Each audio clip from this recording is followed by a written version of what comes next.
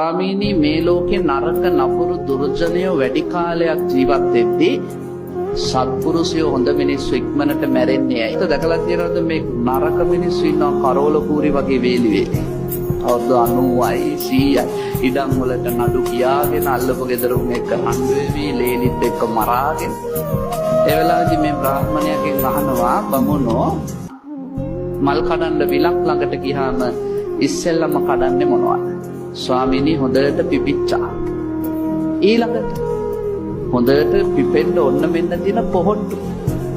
එතකොට අහනවා ඇයි අර පෙති කැඩිච්චා තියනවානේ? පැලිච්චා තියනවානේ. පරවෙන්න ඔන්න මෙන්න තියෙන ඒවා තියෙන ඒව කඩන්නේ නැත්තේ. ස්වාමීනි ඒව කඩලා වැඩක් නැහැ. ඒ වෙලාවේදී දේශනා කරනවා දිව්‍යතල හිස්සුනාමත් එහෙමයි. මෙහෙන් කෝල් කරන්න බෙවන්නේ පින් තියෙන මිනිස්සුන්ට මිසක් පෞකාරයන්ට